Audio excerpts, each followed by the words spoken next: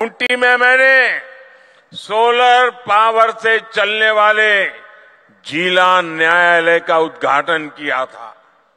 अब आज झारखंड की इस पावन भूमि से एक नहीं बल्कि दो ऐतिहासिक अभियानों की शुरुआत होने जा रही है। विकसित भारत संकल्प यात्रा सैचुरेशन के सरकार के लक्ष्यों को प्राप्त करने का सशक्त माध्यम बनेगी। पीएम जनजाति आदिवासी न्याय महाअभियान विलुप्त होने की कगार पर खड़ी जनजातियां, जिसे हम अब तक प्रिमिटिव ट्राइब के रूप में जानते हैं, उनकी रक्षा करेगा, उन्हें सशक्त करेगा। ये दोनों ही अभियान अमृत काल में भारत की विकास यात्रा को नई ऊर्जा देंगे। मेरे परिवारजनों, मुझे सरकार के मुखिया के तौर पर, हेड ऑफ द गवर्नमेंट के तौर पर अब 2 दशक से भी ज्यादा समय बीत गया है।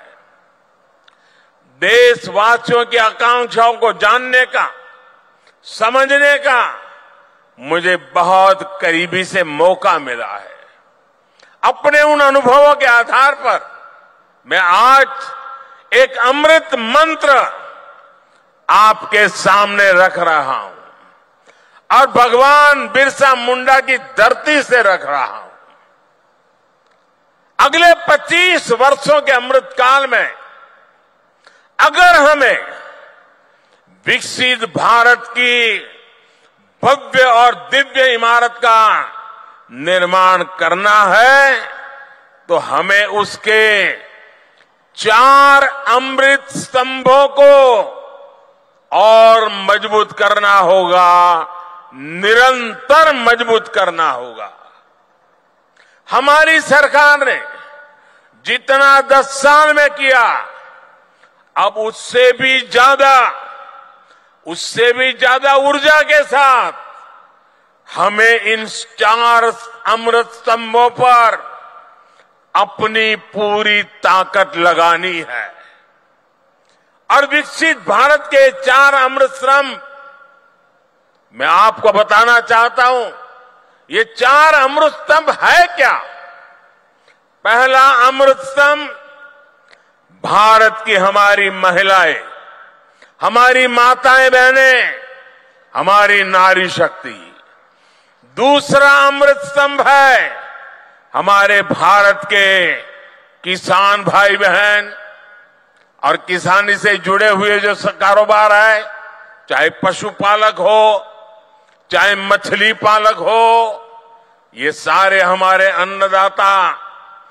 तीसरा अमृत स्तंभ भारत के नौजवान, हमारे देश की युवा शक्ति, जो आने वाले 25 साल में देश को नई ऊंचाई पर पहुंचाने वाली सबसे बड़ी शक्ति है। और चौथा अमृत स्तंभ भारत का मध्यम वर्ग, नियो मिडिल क्लास और भारत के मेरे गरीब भाई बहन। इन 4 स्तंभों को हम जितना मजबूत करेंगे, विकसित भारत की इमारत भी उतनी ही ऊंची उठेगी। मुझे संतोष है कि बीते 10 वर्षों में इन 4 स्तंभों को सशक्त करने के लिए जितना कार्य हुआ है उतना पहले कभी नहीं हुआ। साथियों, आज तक और आजकल हर तरफ भारत की इस सफलता की चर्चा है कि हमारी सरकार के 5 वर्षों में 13 करोड़ से ज्यादा लोग गरीबी से बाहर निकले हैं। आखिर बीते कुछ वर्षों में ऐसा क्या हुआ जो इतना बड़ा परिवर्तन जमीन पर देखने को मिला है। 2014 में जब हमें आप सबने दिल्ली की गादी पर बिठाया, सरकार चलाने का दायित्व दिया, उस दिन से हमारा सेवा काल शुरू हुआ है। हम सेवा करने के लिए आए हैं और उस सेवा काल के बात करूं तब उस समय हमारे आने से पहले भारत की एक बहुत बड़ी आबादी मूलभूत सुविधाओं से वंचित थी। देश के करोड़ों गरीबों ने इस बात की उम्मीद भी छोड़ दी थी कि कभी उनका जीवन बदल पाएगा, और सरकारों का रवैया भी ऐसा था कि वो खुद को जनता का माई बाप समझती थी। हमने माई बाप की भावना से नहीं बल्कि सेवक की भावना से आपके सेवक की तरह काम करना शुरू किया। जो वंचित थे हमने उन्हें वरीयता देना शुरू किया।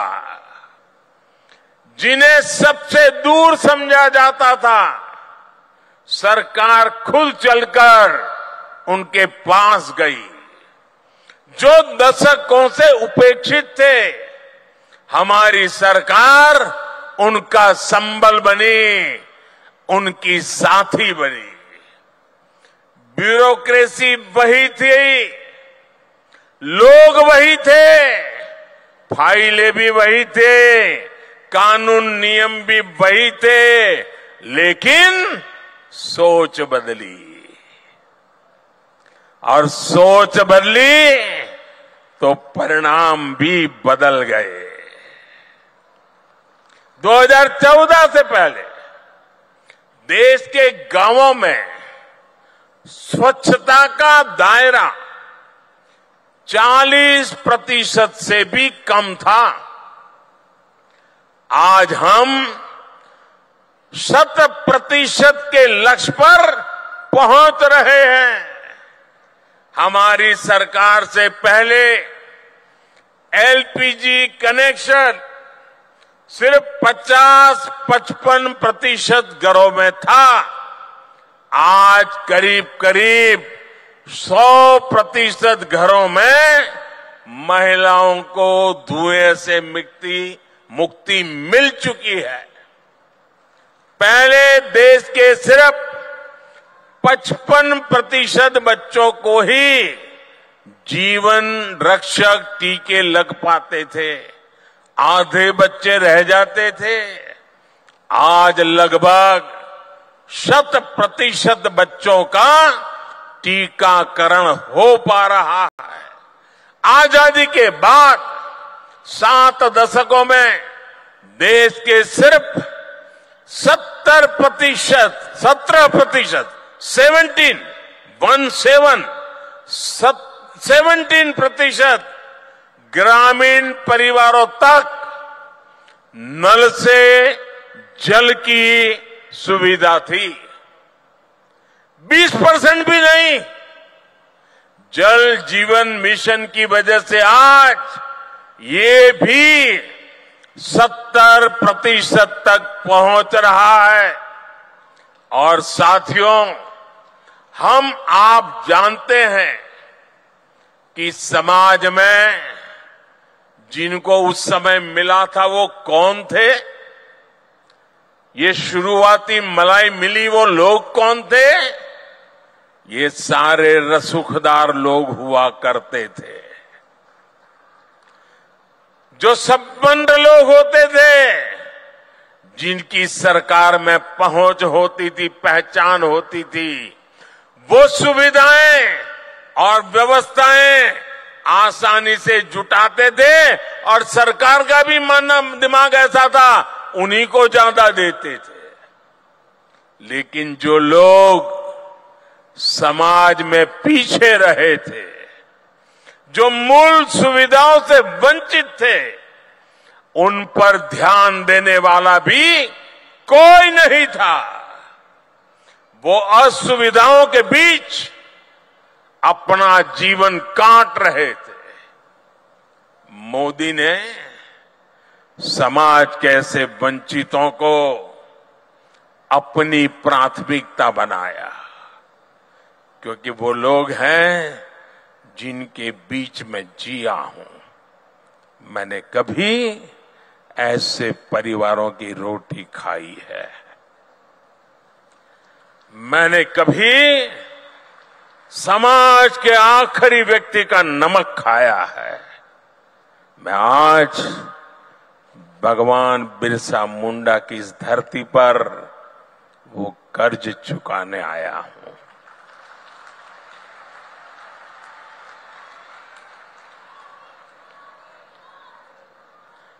मेरे परिवारजनों, आमतौर पर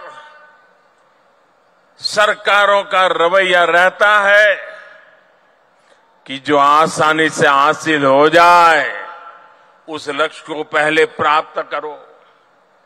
लेकिन हमने दूसरी रणनीति पर काम किया। मैं तो ज्ञानियों को कहूंगा इसका अध्ययन करें। आपको याद होगा, आजादी के इतने दशकों के बाद भी 18,000 गांव ऐसे रह गए थे जहां बिजली नहीं पहुंची थी। 18वीं शताब्दी में जीने के लिए, अंधेरे में जीने के लिए मजबूर थे। उन्हें अंधेरे में जीने के लिए छोड़ दिया गया था, क्योंकि वहां बिजली पहुंचाने के लिए कई तरह की मुश्किलों का सामना कठिन था, मैं मानता हूं।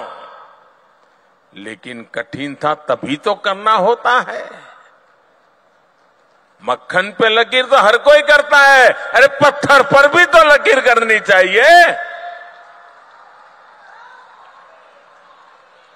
और मैंने लाल किले से वादा किया था देश को कि मैं 1000 दिन में 18,000 गांवों तक बिजली पहुंचाने का कठिन संकल्प मैंने सार्वजनिक रूप से लिया था।